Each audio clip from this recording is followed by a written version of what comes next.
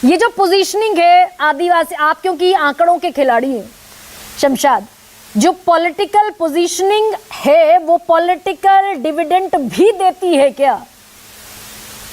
अगर मैं ओडिशा के मुख्यमंत्री की बात करूं और मैं अभी बीजेपी के अध्यक्ष पद की भी बात कर रही हूं, ये पॉलिटिकल पोजीशनिंग डिविडेंड देगी तीनों राज्यों में जहां सीधे सीधे दलितों का, आदिवासियों का नुकसान हुआ सीटों का।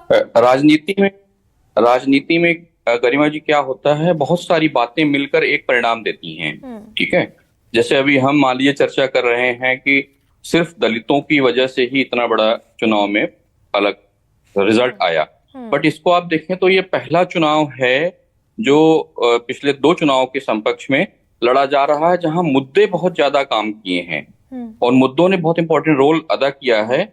और कहीं ना कहीं इसमें जो आरक्षण का मुद्दा था कि चला जाएगा, इसको हवा मिली है, जिससे अगर आप देखें तो बीजेपी का 2 राज्यों में बड़ा नुकसान हुआ है, एक उत्तर प्रदेश में और एक महाराष्ट्र में, दलितों के मुद्दे पर। और दोनों राज्यों में दलित चल हो जा शुरू। केसरिया से मन जोगी हुआ रे, दिल झूमे देखो पतवारा हुआ रे, दिल झूमे देखो पतवारा हुआ रे।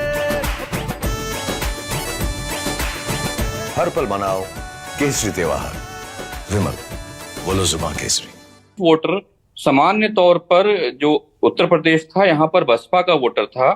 बसपा के कमजोर होने की वजह से और पूरी तरीके से जैसे बसपा एक्सपोज हो गई कि वो कहीं ना कहीं बीजेपी को सपोर्ट कर रही है। पहली बार ये हुआ है कि दलित वोटरों ने सपा को वोट दिया है और सपा ने 6 सीटें जीत ली, दलित बहुल वाली, जो कि जीत नहीं पाया करती थी। और खासकर दलितों में 2 बड़ी जातियां हैं, एक है जाटो और दूसरा पासी और खटिक है।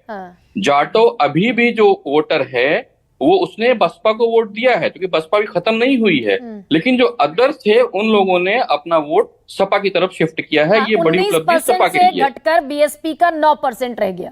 जी बिल्कुल, वो घटा है वोट। पेस रिसर्च से आप ताल्लुक रखते हैं शमशाद, मैं ये पूछ रही हूँ आपसे कि मैं जिसे ओवरहॉलिंग कह रही हूँ कि भाई ओडिशा में पोजीशनिंग कर दी एक आदिवासी मुख्यमंत्री की, झारखंड में मैसेज देने की कोशिश, दलित प्रेसिडेंट अगर बना दिया गया तो वो दलितों को एक मैसेज देने की कोशिश महाराष्ट्र में भी और उत्तर प्रदेश में भी। तो आपकी रिसर्च क्या मेरे इस अंदाजे को सपोर्ट करती है कि पॉलिटिकल पोजीशनिंग पॉलिटिकल डिविडेंड का कारण बनती है? होता है क्या ऐसा पॉलिटिक्स में?